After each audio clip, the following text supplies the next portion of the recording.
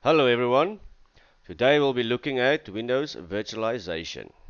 Now this is obviously used in many ways, one of which is to run software compatible with Windows 10. So in other words, if you have a program that might need to be run under Windows 8 or 7 or earlier, you can do it under Windows 10.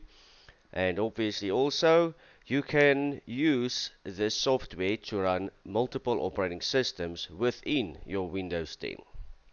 So in other words, it means you have your Windows 10 up and running, and you use this program then to install another, we call it virtual machine, onto your Windows 10 platform. So then you can run it like you would do in Internet Explorer, or if you open your desktop, anything like that. So you will actually have a window like this that will show you another computer.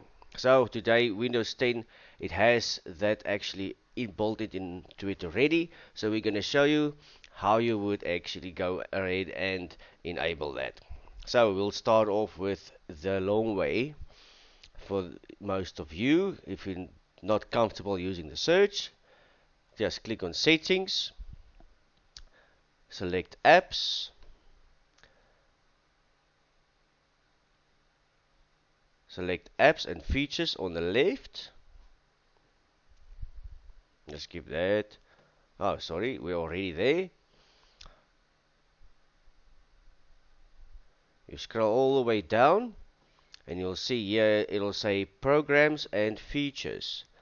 No, that's actually where you need to go. These options here, it's actually apps that's on the machine.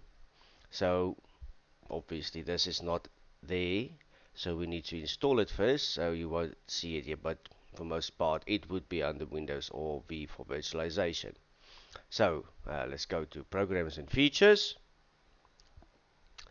There here on the left, this will see again, this is to programs or apps that's already on. There's view installed updates, and then below that you'll see Windows features, whether to turn it on or off.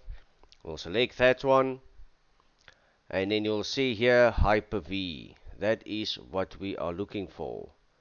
Now if your machine does support it, you will actually have both of these options available. This computer does not have enough processors, you need 16 or 32 or higher. And then just look through here quickly. We can go and select this one as well. That is Windows Hyper-Vision Platform. Hypervisor. Of course, if you also need to select Virtual Machine Platform.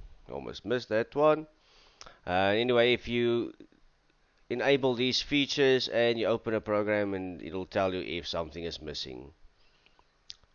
Alright, then we can go ahead and click OK. Now depending on your machine, this might take a while, so just give it a few seconds or a few minutes, whichever it might be. Alright, so now you can see it requests to restart the computer. So we will now click on restart now. Okay, so now we have restarted our machine. It has installed the new feature, and you can go and just select here Hyper-V.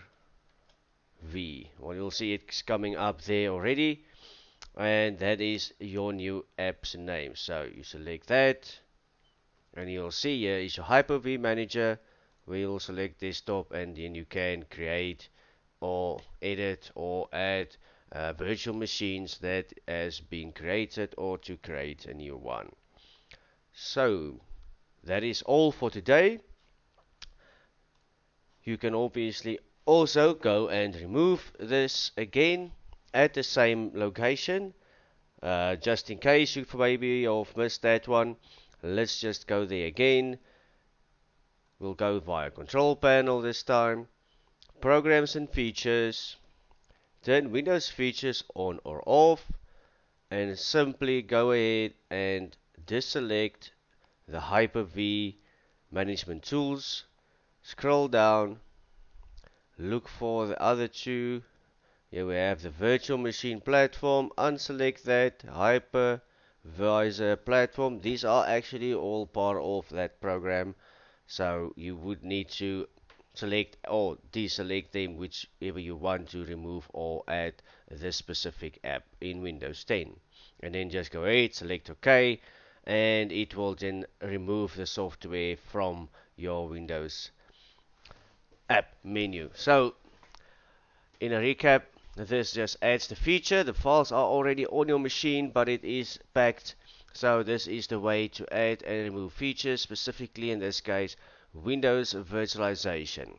Thank you for listening today and have a good one.